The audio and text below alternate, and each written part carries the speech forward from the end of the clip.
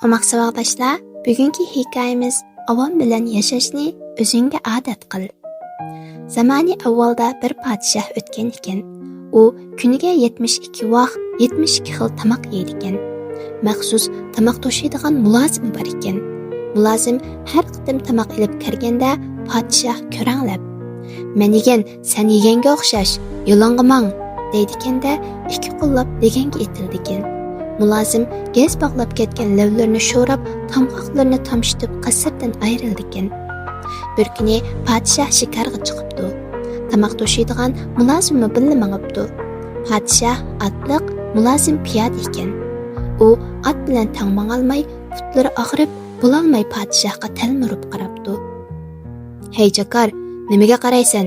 Men mingan, sen menga unga o'xshash emasmi? Mangayver" debdi podshoh qaqoqlab kulib.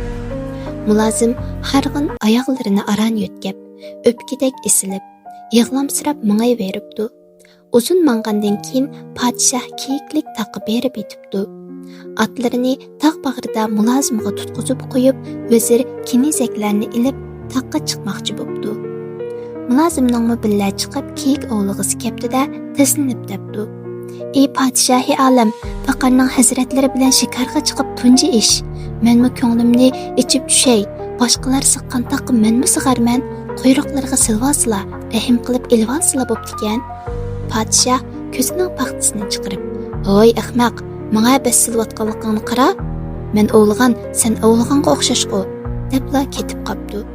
Mulozim yolg'iz o'tirib hasrat chekibdi.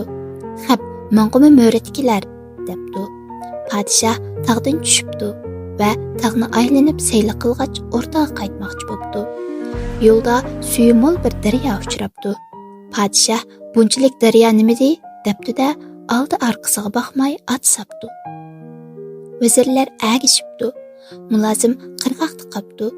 Ot daryoning o'ttirga borganda to'lqin so'qib podshohni egardan ajratib o'tibdi. Podshoh suvga bir cho'kib bir laylab vaqiribdi. "Qani sen, mulozim, meni chaqqan qutqizib ol." Mulozim javob berib mundaq debdi: "Podshoh hazratlari, sizlar aqqan men aqqanga o'xshash, xotirjam eqiyversa, yotgan yerlari jannat bo'lsin." Hikmat. Shundaq, bu dunyo hech kimga baquvanda emas. Sen, men, u hammamiz oxir ketimiz.